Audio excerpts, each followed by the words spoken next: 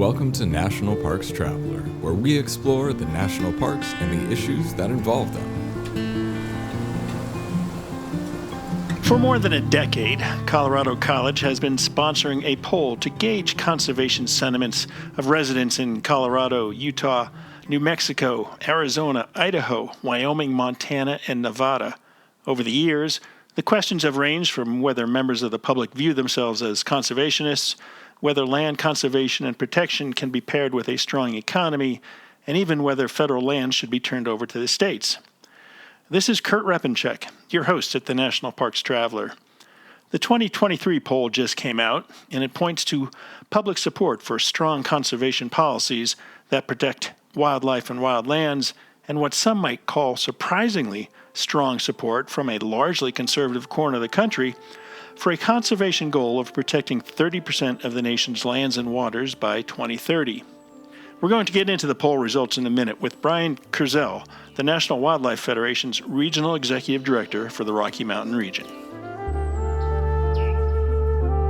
The Everglades Foundation, the only organization whose sole mission is to restore and protect America's Everglades. Learn more at evergladesfoundation.org. Whether it be strategy, business planning, change management, board development, executive search, or diversity planning, Potrero Group is here to help. They mix a depth of experience in the parks and land space with a breadth of best practices from other industries. For more information or to schedule a preliminary conversation, go to potrerogroup.com. Potrero group.com. The Yosemite Conservancy helps visitors connect with Yosemite through adventures, volunteering, and the arts. It's the only nonprofit dedicated to supporting Yosemite National Park and funds grants to improve trails, restore habitat, protect wildlife, and inspire the next generation of nature lovers. Learn more at yosemite.org. Welcome to the Traveler, Brian. Thank you so much, Kurt. I'm glad to be here. Glad you could join us. Interesting poll, as I said in the introduction. They've been running these polls for roughly over a decade, actually. I think the first one was back in 2011. And I find this poll's results pretty surprising in light of the general conservative thread that runs through the states in the survey. I mean, overall, it found that support in 70 to 90% range for conservation goals like protecting wildlife habitats and migration routes, ensuring healthier forests, preventing light pollution that blocks out the stars, and safeguarding drinking water.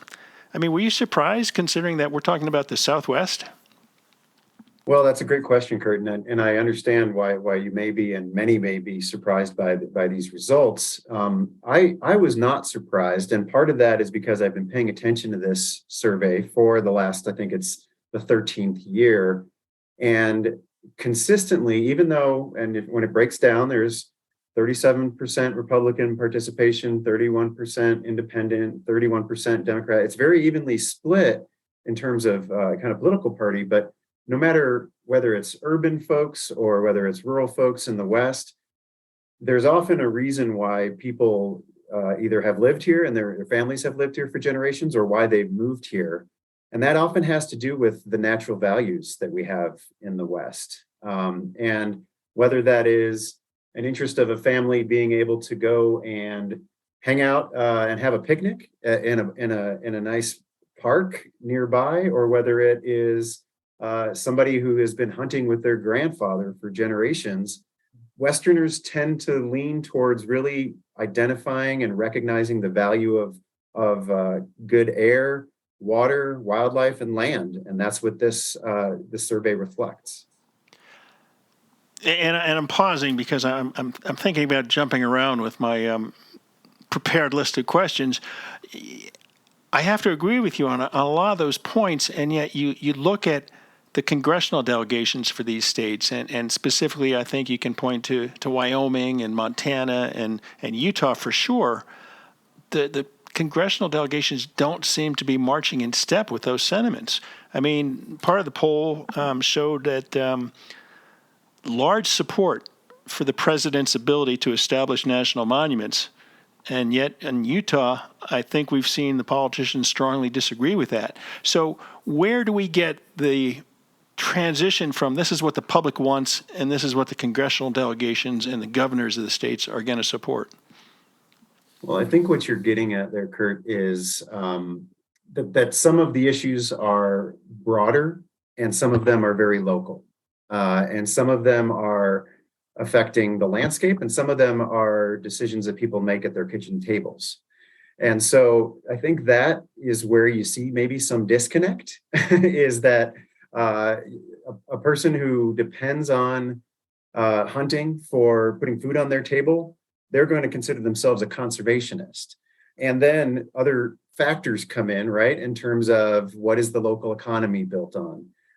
What are the opportunities for the future economy? How can people infuse money into their communities rather than seeing it being drained? And so that's where a lot of the rubber meets the road in some of the policies that either do or do not get support on Capitol Hill or in the state capitals. Yeah, and certainly in Utah, a lot of people will go back to 2016 when President Obama at the time created the Bears Ears National Monument, and you can even go back to I think it was 1996 when President Clinton created the Grand Staircase Escalante National Monument. And then, all the battling that's been going on back and forth between the Republicans and the Democrats, if you will, just to paint a broad brush.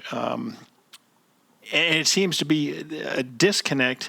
If you look at these poll results about how much strong support there is for the president's ability to protect these lands and how there's a really strong groundswell, according to the poll, for clean energy, and let's phase out the use of fossil fuels.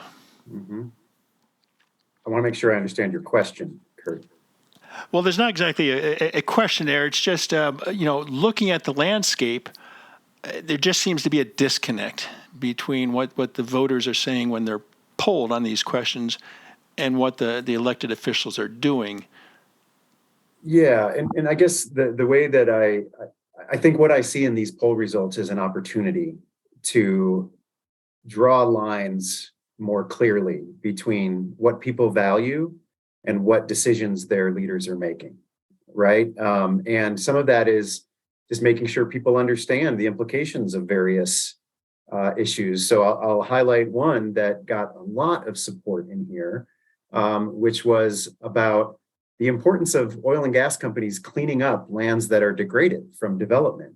Sure. Over 80% in every state, all 8 states, were in support of that. And so some of this is just our ability as conservationists, the media's ability to lift up stories, et cetera, that don't necessarily say an industry is bad and must go away, but rather how are there ways to do this in a responsible way that really aligns with Westerners' values? And in this case, for example, it sounds very clear that there should be some bonding policies that assure that companies are responsible for cleaning up the mess that they made. And there's a lot of connection there with the general public. And so that's one example of where groups like the National Wildlife Federation and many others are trying to draw that line between those who are identifying as conservationists and then trying to get their decision makers to make decisions that reflect the values of their constituents. Yeah, no, for sure. Let's take a look at some of these specifics. I mean, you mentioned the desire to have energy developers clean up after themselves. 85% support constructing wildlife crossing structures across major highways that intersect with known migration routes. I mean, I guess we shouldn't be too surprised by that. We've seen recently in California the move to create the big overpass across the 101 to allow mountain lions to go back and forth and not get run over. And then we just had a story on the Traveler the other week about how important migratory corridors are. So the wildlife, primarily ungulates and whatnot, can move back and forth and not get stuck on biological islands. And so, going back to what you were saying earlier about Westerners, conservation thread going back, their ties to the land, that shouldn't be a surprising result, do you think? 85%? Not at all. And there's a lot to that also, besides the quote unquote conservation aspect, that is a public safety issue as well, right? And especially if you've ever driven on a lonely highway, and if you're on Interstate 80 going west in Wyoming at night, you know what I mean in terms of that. There's a public safety issue, and insurance companies actually have been identifying the need for wildlife crossings for many years. And our organization has actually been collaborating with insurance companies to identify the potential fiscal benefits in terms of it not only reduces potential for people to be harmed by wildlife collisions, but also it reduces the concerns about and risks in terms of that insurance companies are worried about. And so on every front, whether it's financial, whether it's human safety, or whether it's for wildlife and conservation, wildlife crossings in places where wildlife are consistently moving in one place makes a lot of sense. And so it's not surprising to me that large number, 85% of people, said they want to see more of these structures. And I will say there is a huge opportunity with the recent Inflation Reduction Act and the bipartisan infrastructure law, that there's an infusion of funds that could be used and should be used for just this purpose. And we were a part of advocating for that. And then we also are going to be trying to hold the people's feet to the fire to get more of these built around the West. Yeah. I'm waiting for some of these states to talk about the tourism value of these wildlife crossings. I mean, I live in Park City, Utah, and there's actually one that crosses Interstate 80, probably less than 5 miles from my house. And I know it was about a year ago that the state of Utah put up a video clip that they had captured with one of the remote sensing cameras that went viral across the country with all the wildlife that crosses that bridge. And so it's really kind of interesting, and I'm sure the 101 crossing in California, when it gets built, people are going to be just dying to see what type of wildlife movements are coming across that. This is Kurt Repenchek. We're talking today with Brian Kurzel, the National Wildlife Federation's Regional Executive Director for the Rocky Mountain region. And the topic is a recent poll released by Colorado College that kind of measures the conservation pulse of the southwestern states, a little bit into the Intermountain West with Wyoming and Montana connected into it. We're going to take a short break and we'll be right back.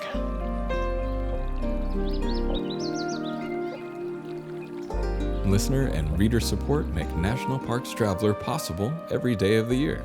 If you enjoy the Traveler's content, please consider a donation via nationalparkstraveler.org. The Blue Ridge Parkway Foundation is the primary nonprofit fundraising partner for the Blue Ridge Parkway. It is made up of people who have a deep love for this majestic road and want to ensure that its natural beauty and the experiences it offers endure for generations to come. Show your appreciation at brpfoundation.org. Washington State is graced with 3 spectacular national parks, each different and special in their own unique ways. As the official nonprofit partner and the only philanthropic organization dedicated exclusively to supporting these parks through charitable contributions, Washington's National Park Fund has a mission to raise private support to deepen everyone's love for, understanding of, and experiences in Mount Rainier, North Cascades, and Olympic National Parks. Share your passion for these parks at WNPF.org. Full of stunning photography and thought-provoking reads, Smokey's Life is a biannual magazine produced by Great Smoky Mountains Association. Members receive it free of charge each spring and fall, and it is available for purchase in retail stores throughout Great Smoky Mountains National Park and online at smokeysinformation.org. So, Brian, another shouldn't be surprising result was 84% of those surveyed support new national parks, national monuments, and national wildlife refuges, as well as tribal protected areas to protect historic sites or areas of outdoor recreation. I mean, that, again, kind of a no-brainer, isn't it? It is. I mean, I think that sort of speaks to the importance of the wide open spaces for Westerners, right? Places where, like, we know that there are places that have to prioritize their natural values and importance. And so that's what that question reflects. I think one of the underlying pieces of that that's really critical is that it's important to have a really inclusive process in that effort as well, in terms of really listening to and hearing from local communities as to what, because they're the ones that are going to be most impacted by any designations, whether they be federal or otherwise. And so making sure that we know that people value these places, but they also value their voice being heard as those places are being considered and designated. So I think that's something that also I would take away if I was a decision maker, potentially considering some natural monument or other designations.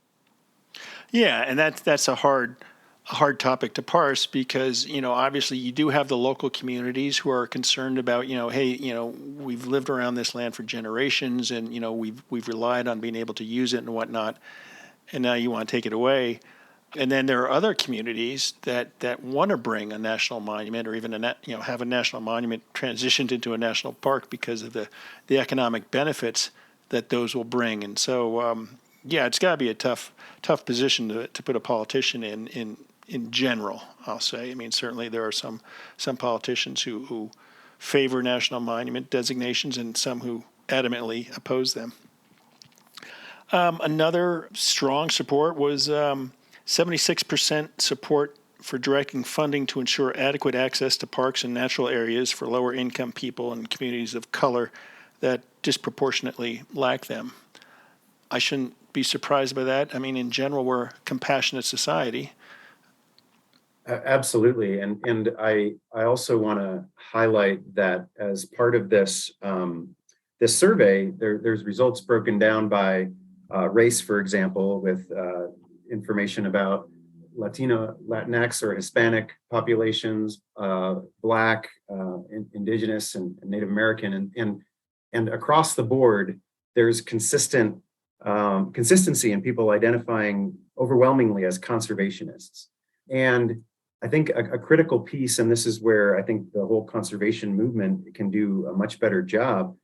Conservation isn't just for the few. There's so many benefits out there to having clean air, clean water, wildlife roaming, especially the water piece. A lot of our water in the West comes from these wide open spaces. And so communities that are more city-based or urban, there are people throughout the West. In fact, 80% of our population in the West, over 80%, is identifying as living in urban places. And there is still consistent connection to the land, connection to wildlife and natural values. And so it's incumbent upon our decision makers to not only make sure to, quote unquote, set aside big open spaces, but also to make sure that there is an effort to create really accessible ways for communities to enjoy those places and get benefits from them. And there's a lot of ways to do that. First and foremost, the most critical way is listening to those communities and seeing what they value, hearing what their interests are, and then identifying how best to manage these places to allow for greater access. Yeah, and a lot of it is providing access to those areas, because if you're a lower income and you live in an inner city, traveling up to Rocky Mountain National Park or Grand Teton National Park certainly is going to be a challenge. Another surprising number, some might find, 85% of those surveyed support ensuring Native American tribes have greater input into decisions made about areas on national public lands that contain sites sacred or culturally important to their tribe. Yeah, and I was somewhat surprised by this, partially also because this was one of those that jumped out at me as I was looking at this, where every state was over 80% in their support, in Westerners' support of this statement of Native American tribes having greater input into the decisions made in our public lands. And I think that is, that's more than just sort of a blip. I mean, that shows kind of a consistent movement of our society identifying that Native American tribes and indigenous communities with the connection to the land that goes back millennia and generations, they have a lot to offer in terms of understanding how to steward these places. And it's critical that those voices are not only at the table and invited to the table, but helping build the table for how our public lands can be managed. No, I think you're absolutely right. I don't know if it's a reawakening or not. I come at it from two directions. I mean, one, I was a history minor in college, and so I find these sites amazing, and being able to get the tribe's perspective of why these are considered sacred or what transpired in these locations is so important just from a cultural standpoint. And then, getting back to what you were saying, I think the more voices that are involved, as long as the discussion is civil and we can exchange points of view so you can understand another individual's point of view, I think that's so important. And I think that's how we can coalesce around ideas that everybody supports, is by getting those different points of view and considering them and understanding them. Now the tough question for you, Brian. How much weight should be placed on these results? And I ask that because who wouldn't want more national parks or safer wildlife crossings or cleaner energy? I mean, we could predict the results from a question about whether the public would be in favor of air and water pollution, couldn't we? That's a great question, and I appreciate you asking it. And I think there's a couple considerations here. One is, one of the things I think is important about this survey is now the longevity of it. So you can see how things might change over time. And if there are shifts in different states or different populations' values, that is really critical to know and important to consider in terms of public policy. In terms of, I understand what you're saying about, yes, most people are going to say we want, clean air, clean water. I think what's also what is, I think, worth consideration here is that there are also people that are trying to make a living and have an economic consideration here. And I think the way I look at this, yes, there is local economic considerations. And the question, for example, about do you want clean air or do you want to prioritize oil and gas development? Clean air and water came out heavily favored. Sure. That to me says that it's not oil and gas necessarily solely that is what encourages people to make kind of decisions to develop some of these places. It is the economics. And so that is where I, as a conservationist, think, well, how can we incorporate economics in the way that we're approaching conservation to make sure that local communities are, that everybody is considering the values and needs and opportunities that local rural communities are facing right now. So I hear what you're saying, and yes, generally people are going to support air and water, but the level of support for those natural values says to me that there's a lot of room for us to move policy in a way that hopefully does both. It doesn't leave people behind, but it brings people forward and it allows for conservation to happen. Yeah. And I think they can go hand in hand if we work hard enough to find the connections there. This is Kurt Repenchek. We're joined today by Brian Kurzel, the National Wildlife Federation's Regional Executive Director for the Rocky Mountain region, talking about a new poll that came out recently that is taking the pulse of conservationism in the general public in the Intermountain West and the Southwest. We're going to take a short break and we'll be back in a minute. Our partner, Interior Federal Credit Union, has given away over 2 million nickels since they started their nickel back program on their checking accounts. Learn how you can earn a nickel on your signature-based transactions at interiorfcu.org. Federally insured by NCUA. Acadia National Park is one of the 10 most popular national parks in the United States. It's also one of the smallest and most vulnerable. That's why Friends of Acadia exists. Friends of Acadia is an independent organization of passionate people inspiring those who love this magnificent park to make a real and lasting difference for Acadia. You can make a difference at friendsofacadia.org. The Grand Teton National Park Foundation is a private, nonprofit organization that supports projects that protect and enhance Grand Teton National Park's cultural, historic, and natural resources. By funding initiatives that go beyond what the National Park Service could accomplish on its own, Foundation donors improve the visitor experience and provide benefits to the National Park System for decades to come. You can see their successes at gtnpf.org. Okay, we're back with Brian Kurzel from the National Wildlife Federation. Brian, we both touched on the strong support for more involvement from Native American tribes. Did any other result in this survey surprise you? There's a couple things that that did jump out at me, and we haven't yet talked about water. And I think that is one that is really critical to elevate, is that I think there's, one thing I would highlight, for example, there are more Westerners are more worried about drought, water availability, low levels in our rivers, than they are about the price of gasoline, because they also ask questions of other concerns that people had. And I think I note that as a way to say that Westerners are living the challenge that we are facing with the changing climate, and particularly the aridification of the West. And that is real. People are learning and are seeing it every day, whether it's their grass is green, their grass is yellow instead of green. The reservoirs are low and it's not a fun place to recreate anymore, or things are more expensive in terms of water rates that we're paying.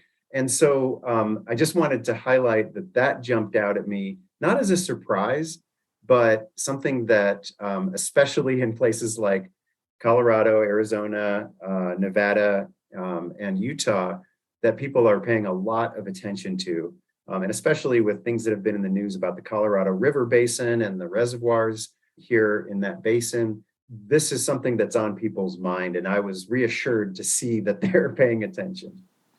No, absolutely. And, you could go across the country, I think, and find similar issues. I mean, certainly in California, the wildfires, and you move up into the Pacific Northwest, they also have wildfires, and the climate is changing there. You go to the southeast, the coastal areas, sea level rise. It seems like each region of the country has its own specific issue to deal with, and it's good to be seeing attention focused on these, and it'll be even better when we start to see some solutions come up to some of these issues. I'm curious, Colorado College has been conducting these polls since 2011. Have we seen a change in the views of elected officials? And, I'm probably, going back to some ground we already covered, but, the poll has found the public has over the years consistently endorsed having their members of Congress protect natural resources on public lands rather than produce energy there. But are the politicians doing it? Is anybody taking the results of these surveys and going up to, Capitol Hill in Washington and sitting down with representatives and senators and saying, what do you make of this? Do you agree with it? Do you disagree with it? That's a great question, Kurt. And I'll answer that in the form of an example of why I think that a poll like this has been utilized relatively effectively. And I'll put it through the lens of something you mentioned at the beginning, which is that is a question we're not even seeing in here anymore, which is about, would you want your federal public lands to be handed over to the states and have the states manage those lands? That question wasn't even included in here, but it was a major question about 5 years ago, 5 or 6 years ago, and for several years. And overwhelmingly, Westerners responded, we want our public lands to stay public and stay in federal hands rather than be handed over to states that may sell those lands off to private owners who would then not necessarily be good stewards of those lands. And so that, to me, that I can say our organization and many others utilized this survey to make sure that our decision makers were hearing the drumbeat of concern from their constituents about something that was a real concern to them, which is handing over our public lands and potentially losing those. And so that is now not even necessarily on the table in state houses or even the federal Capitol Hill. And so to me, that is a great victory for the conservation community that was reflected in this survey. So I do think there is some positive examples of this happening. But of course, it's critical for advocates to speak up and really make sure that their decision makers are hearing this. Yeah, yeah. A couple other things that jumped out to me. I shouldn't be surprised. Great concern over the loss of natural areas. I often hear myself saying it's time to find the next best place because it's getting too crowded where I live. And obviously that is a concern across the region here.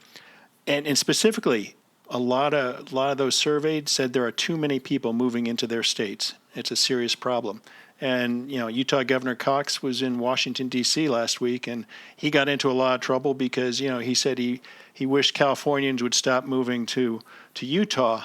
And it wasn't a slight against Californians. It was a simple fact that Utah is really grappling with a population issue with so many people moving into the state. And, we're worried about affordability. We're worried about, can we care for the people moving in here in some instances? And, of course, are we overcrowding our natural lands? I mean, everybody loves the national parks in Utah, and sometimes they're getting overcrowded, as Zion National Park can attest, and Arches National Park, where you have to get a reservation to enter it.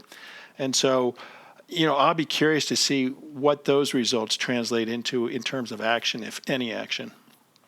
It's a great point, and I think one of the things that I know many in the wildlife conservation arena are thinking about is that, yes, while some kind of industrial development and residential development is a threat to a lot of our wildlife habitats and natural places, which is very visible on the landscape, widespread and increasing recreation is another one of those, I'll use the word threat, a challenge that we have before us in terms of especially wildlife conservation, in terms of erosion, and in terms of just overcrowding in terms of people's experience. And so that is something that decision makers are faced with, is not just conserving acres, but figuring out how to manage those acres in a way that allows for access,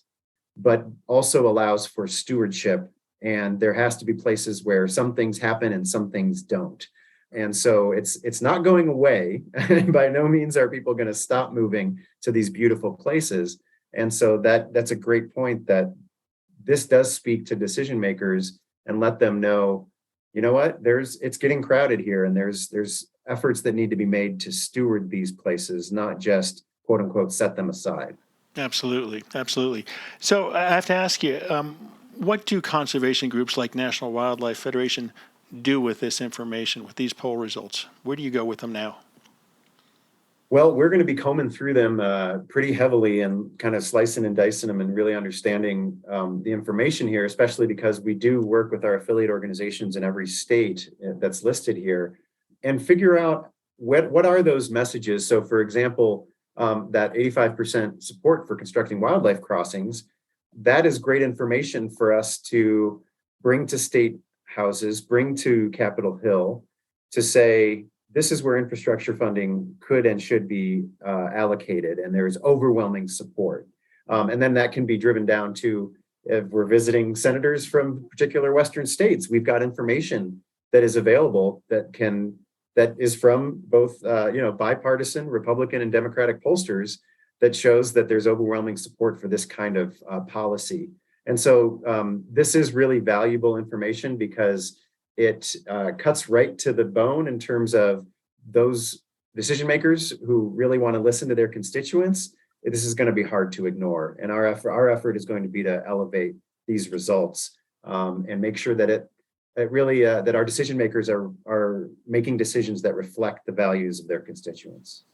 Yeah. And as we've said a couple times, this is the 13th annual survey done by Colorado College, and it should be pointed out that the pollsters, it was bipartisan. There were some Democratic pollsters and some Republican pollsters, so I don't think critics can say that it was skewed one way or the other. What's really interesting, it is a very, very rich survey. I mean, in my opinion, just looking through it, this might be the richest survey in the history, because, I mean, not only do they cover, some of the conservation issues like, do you want more national parks, but they get into, wildfire, as you mentioned, they get into the Colorado River and water resources, conservation issues, wildlife issues, societal issues involving, tribes and more decision making. It's a really robust study. It is, and I encourage people to visit Colorado College's website on this. It's called the State of the Rockies, Conservation in the West poll is where you can find it. And I encourage people to check it out, because I think you'll, especially if you value conservation, you'll be happy to know you've got lots of company from those of us who live in the West. And so I agree with you. This is a really great resource, and the long-term nature of it and the bipartisan nature of it is particularly beneficial. Well, Brian, thanks so much for joining us today. It's good to get your insights, the insights of the National Wildlife Federation, because it is a recurring poll year after year after year, and you can sense trends, and the trends all tilt toward conservation. They do, and I think that should give us all hope at a time when there are a lot of challenges. This is, I guess, the final thing I'd like to say is that this also reassures me that conservation is an issue that can bring people together and doesn't have to divide people. And especially in our current day and age, I think it's really critical to identify those places where we can come together, and hopefully we'll continue to do just that. That was Brian Kurzel, the National Wildlife Federation's Regional Executive Director for the Rocky Mountain region.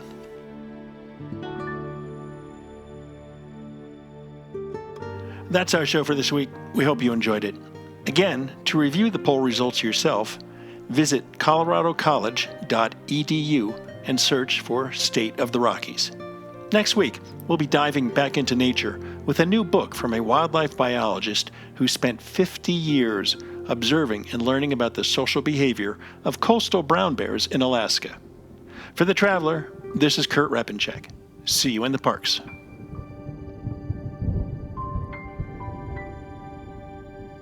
The composers and musicians at Orange Tree Productions have created a unique collection known as the National Park Series that has grown to include more than 30 CD titles. Composed against the backdrop of a park's sounds of nature, these musical scores will connect you with these beautiful places and take you there, at least in your mind.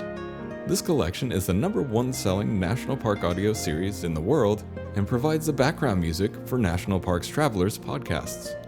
Visit them at orangetreeproductions.com. Editing and production work for the National Parks Traveler podcast is done by Splitbeard Productions. You can learn more about us at splitbeardproductions.com. National Parks Traveler is a 501c3 nonprofit media organization that provides daily editorial coverage of national parks and protected areas. Traveler's coverage is made possible by reader and listener donations. Visit us at nationalparkstraveler.org.